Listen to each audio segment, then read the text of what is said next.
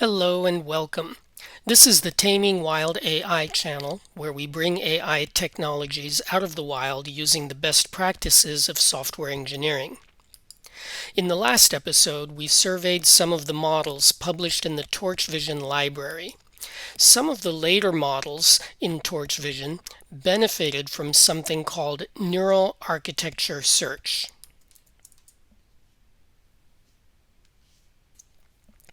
Specifically, the Google paper entitled Searching for MobileNet v3 said we use platform-aware NAS to search for the global network structures by optimizing each network block. We then use the NetAdapt algorithm to search per layer for the number of filters. Neural architecture search holds the promise of taking some of the art, fuzzy intuition, and manual labor out of data science. So let's take a closer look.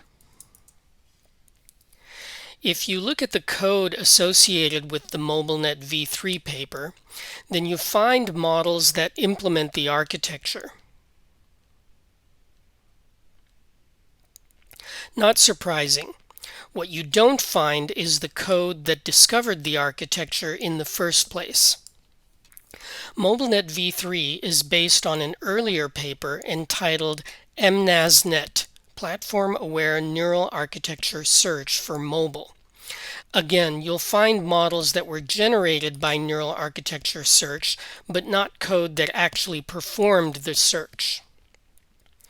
This file from the TensorFlow TPU repository has networks entitled B1, A1, small, D1, and D1 320, which are constructed using these strings. But there is no code to generate new strings to try different architectures. Among the references in that paper is this paper, Efficient Neural Architecture Search via Parameter Sharing. And one of the authors has shared her code on GitHub. This code looks for a convolutional network architecture that can achieve high accuracy on the CFAR10 dataset. After the disappointing performance of AlexNet on CFAR10, I'm eager to reproduce the results from this paper. This code is pretty wild, about 4 years old, with no documented dependencies. Likely it will have dependencies on Python 2 as well as on TensorFlow 1. Let's fork the repository.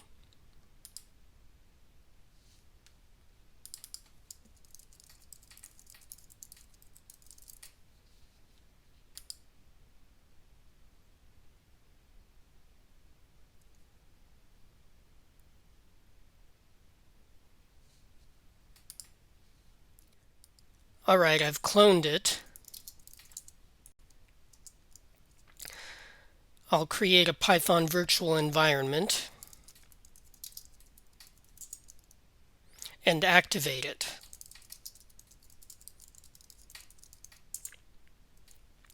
Now the instructions say to download the dataset, but it's not clear where to download it from. So let's just see what happens when we run the first script they say to run. As I was thinking, this code was written in Python 2, which is no longer supported. In fact, it's pretty difficult even to install it properly on a modern operating system. Fortunately, Python 3 ships with a script called 2to3 that can help you convert a Python 2 script to run in Python 3. I'll call it on this file with the -w switch to do an in-place conversion.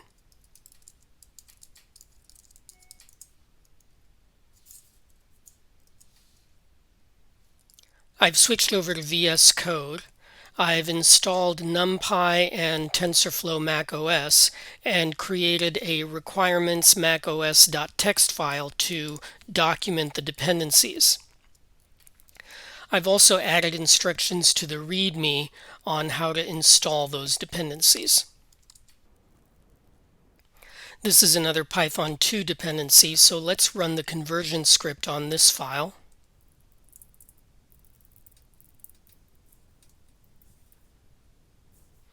And on this one.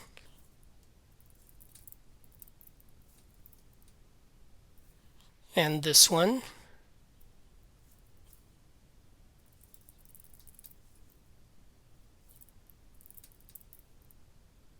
This last error I got was because the code depends on TensorFlow 1, while the latest version is TensorFlow 2. Like earlier versions of Python, it's difficult to install such an old version of TensorFlow on any modern operating system. So I'm going to migrate the code. I actually tried using the TensorFlow migration script. It's supposed to do string substitution to change TensorFlow 1 calls into their equivalent TensorFlow 2 calls, but it kept giving me an error without ever changing the code. So I'll do the string substitution manually. This involves running the script until it gives an error on a TensorFlow 1 call, looking up the equivalent TensorFlow 2 call, and doing a global search and replace. Alright, here's a list of the substitutions I made.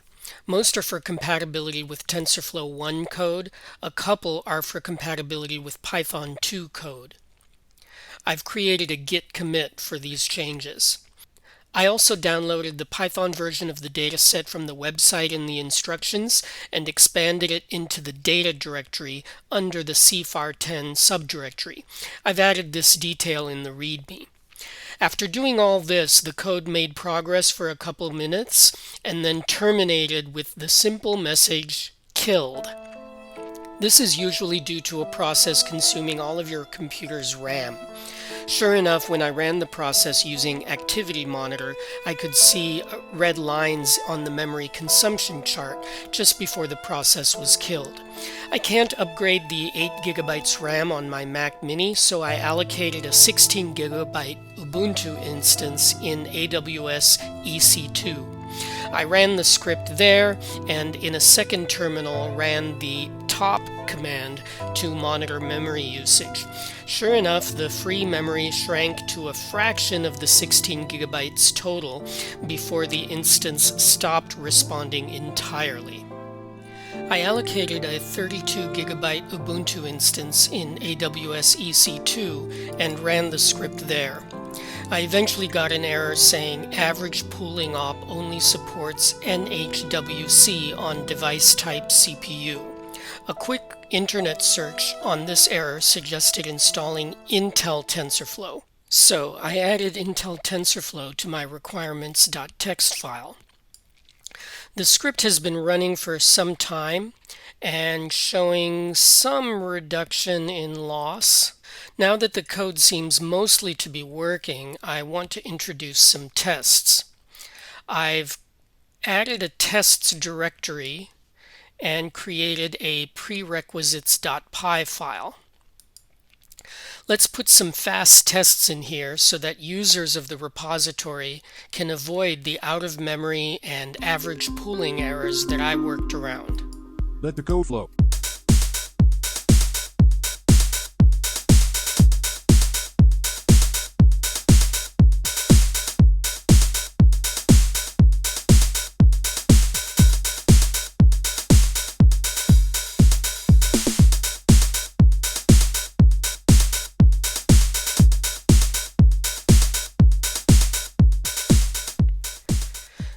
This test uses the os.sysconf function to measure the physical memory.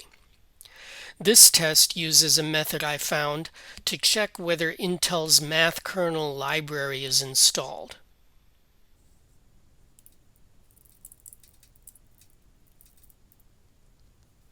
Both tests pass on this AWS instance.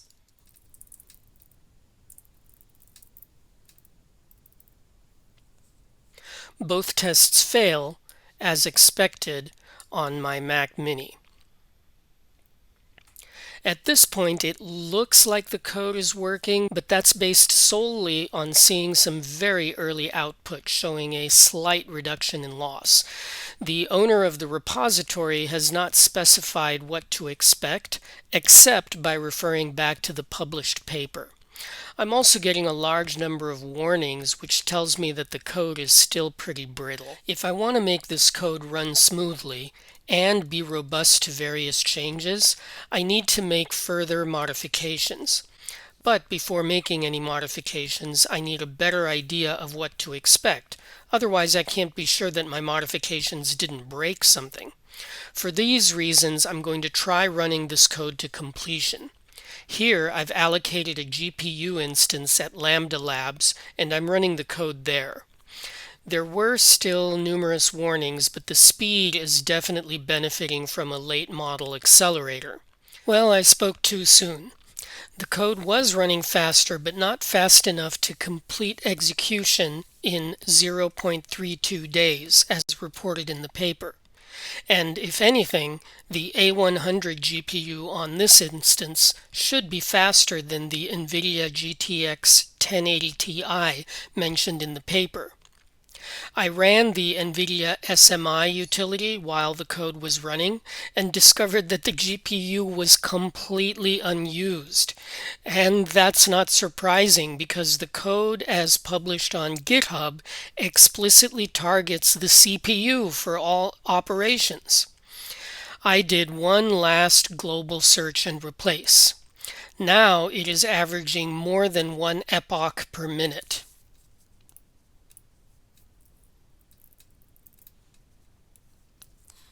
NVIDIA SMI also indicates that the GPU is being used.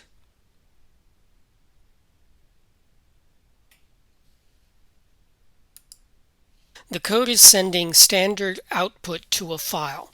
If execution completes successfully, I'll be able to refer back to that file when I test any changes to the code. While we're waiting for the execution to complete, let's study the paper to better understand how neural architecture search should work. The paper talks about using neural architecture search on two problems: a natural language processing problem using the Penn Tree Bank dataset, and a computer vision problem using the CIFAR-10 dataset. We came to neural architecture search while surveying the Torch Vision library, so let's focus on the latter. The primary neural network in NAS is called the controller. The controller is a recurrent neural network. In general, this means the network takes a sequence of inputs and generates a sequence of outputs. In the case of a NAS controller, an empty embedding is provided as the first input. Every subsequent input is simply the previous output. The controller is just a black box that generates a sequence of outputs of whatever length you want. The outputs define a secondary neural network called the child. The job of the controller is to learn to produce a child that performs well on the CIFAR-10 task. The child consists of a sequence of layers. The input of each layer always includes the output of the previous layer. Optionally, the input may concatenate outputs from earlier layers, forming skip connections. Each child layer performs one of 6 convolutional or pooling operations. The first output of the controller selects the operation of the first child layer. In this example, it is a 3x3 convolution. The next output of the controller selects which prior layers will be concatenated to the output of the second child layer. In this example, the output of layer 1 is concatenated to the output of the second child layer. The next output of the controller selects the operation of the second child layer. In this example, it's a depth-wise separable 5x5 convolution. You can keep generating outputs from the controller for however many layers you want in the child network. The controller is used to generate several child models. All of these children are tested on a batch from the validation set. If this sounds ridiculous, then hold on a second. The child model with the highest accuracy is trained on the full training set. Then its validation accuracy is used to adjust the weights in the controller. As a result, the controller learns to define children, deep convolutional networks, that have high accuracy on the CFAR10 validation set. Now you may be wondering how brand new child networks can have better than random accuracy on the validation set. The answer is that they are not brand new in the sense of having random weights. The weights from previous training sessions are reused, much as they are in fine-tuning. This is a major contribution of this paper, and it reduces the overall computation to a fraction of what it would be otherwise. The process we just looked at is called macro search. It assumes that a convolutional network consists of some number of layers. Each layer is one of 6 types. The layers might be connected by skip connections. Macro search means searching through possible layer type assignments and connection configurations for the entire network. The authors also investigated microsearch. Microsearch assumes that a convolutional network is designed hierarchically. It repeats the same block of layers 3 times in this example. Each block repeats the same convolutional cell n times in this example, followed by a reduction cell. A convolution cell consists of a number of nodes. Each node takes inputs from 1 or 2 prior nodes, performs computations on those inputs, and then outputs the sum of the computations. The search space for microsearch is significantly smaller because of the numerous assumptions about the structure of the child network. Let's look at how the controller designs a convolution cell. As in macro search, the outputs alternate between specifying connectivity in the network and specifying the type of computation happening. In micro search, there are specifications of 2 connections, followed by specifications of 2 types of computation happening at the end of those connections. The very first 2 computations are assumed to take their input from the output of the prior cell. In this example, the next 2 outputs specify 2 computations. The results of the 2 computations are added together and form the output of this node. The next 2 outputs specify 2 inputs for the next node. The next 2 outputs specify the 2 computations. The process is repeated a few times to complete the design of the convolution cell. A reduction cell is designed the same way, but all computations are applied with a stride of 2 to reduce the spatial dimensions of their inputs. The execution of the macro search script completed after about 4.5 hours. I downloaded the output file and then terminated the GPU instance. The good news is that the code completed 310 epochs. This is what was specified in the command line arguments. It's also consistent with what was reported in the paper. Each architecture search is run for 310 epochs. The bad news is that the final valid accuracy is just 69%, and the final test accuracy is around 68%. This is better than it was at the first epoch, but worse than what was reported in the paper. The paper says, as shown, ENAS finds a network architecture which we visualize in Figure 7 and which achieves 4.23% test error. So I would expect to see an accuracy in the 0.95 range. But the architecture reported in the paper, the one reported to get 95% accuracy, has 14 layers.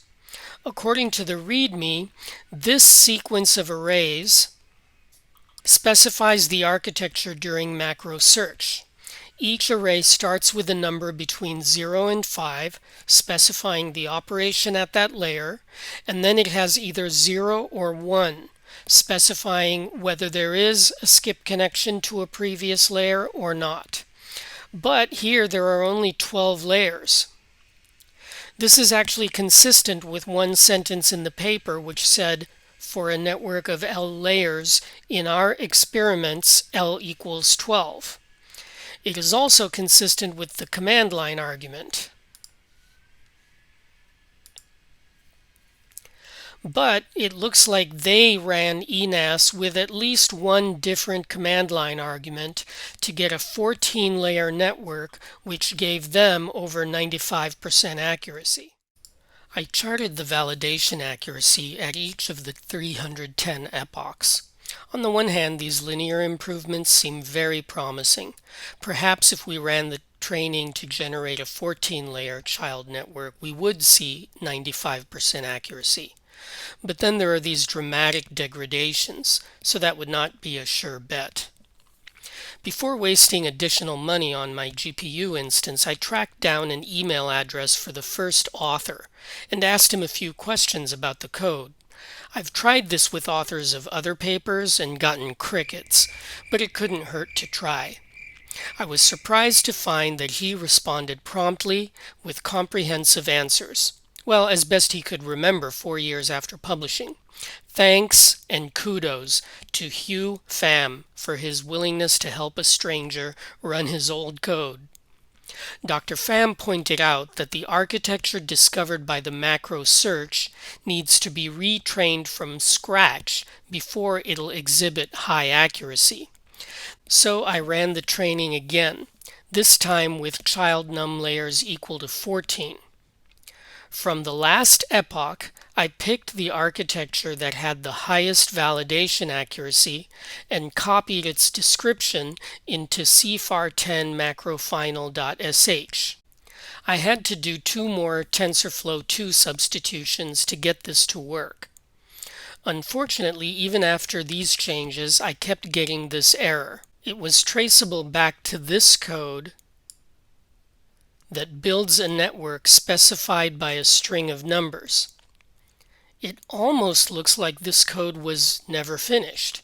It handles specifications of convolutional layers, but for average pooling and max pooling layers, it just says pass.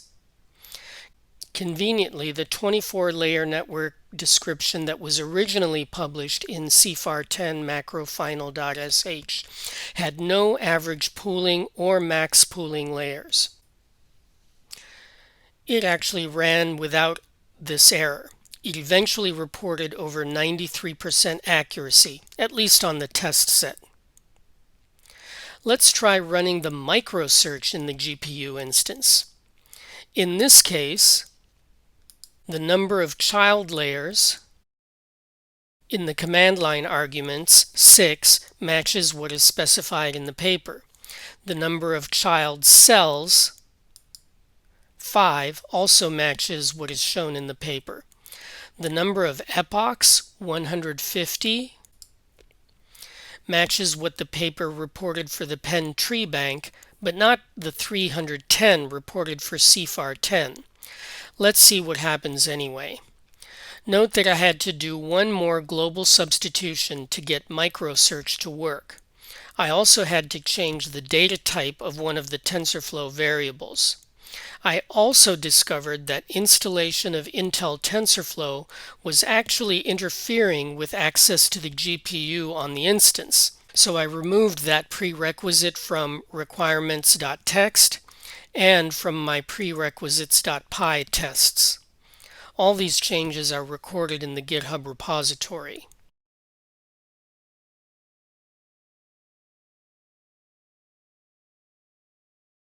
From the last epoch of the micro search, I picked the architecture that had the highest validation accuracy and copied its description into cfar10 macrofinal.sh. The script is configured to run for 630 epochs, but after 242 epochs, it reported 93% accuracy on the test set, so I stopped it. At this point, I think our expectations are generally correct. The code seems to be working as expected in TensorFlow 2 and Python 3. One major exception is the error I encountered when I ran cfar10 macro final.sh with different command line arguments.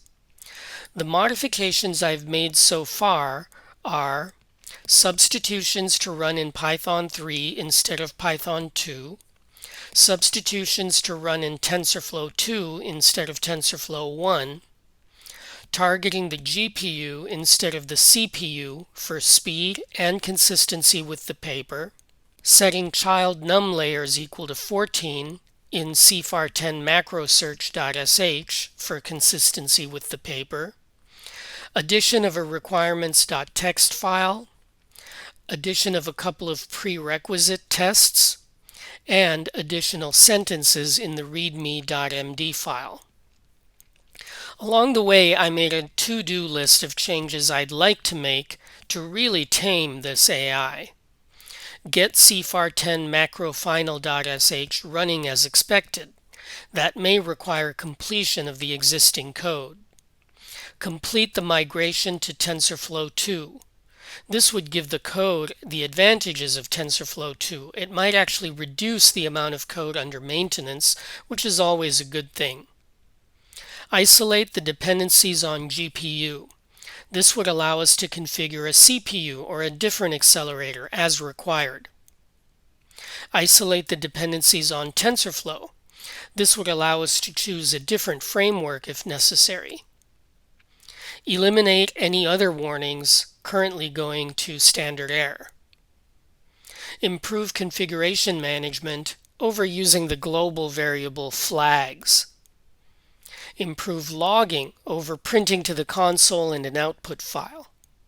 Related to this is to allow tracking of overall progress, for example using Takadam, TensorBoard, or a Wisdom server like we saw in the Linnet 5 episode. Name things for consistency between the code, the README, and the paper. For example, the general child and general controller should probably be called the macro child and macro controller. Also, the candidate architectures are displayed as an array of integers. They should be displayed in a more human-friendly way. We'll start tackling these in the next episode. In this episode, we discovered a 4-year-old implementation of efficient neural architecture search. ENAS was able to find a high-performing convolutional network using macro search or micro search. We just started taming this technology. We converted it from Python 2 to Python 3 using the 2 to 3 tool. We converted it from TensorFlow 1 to TensorFlow 2 using global substitution of API calls. We got the macro search script running on a GPU instance by changing the target device from CPU to GPU. We got unexpected guidance from the lead author of the paper. We successfully ran the microsearch script. We took one of the architectures it found and trained it from scratch using the final micro script. We were able to run the final macro script, but not using the output of the macro search script. Thanks so much for tuning in to this episode. If you found it instructive or useful, please share it with others who might too. Don't forget to click the like and subscribe buttons, and I also welcome all of your constructive comments.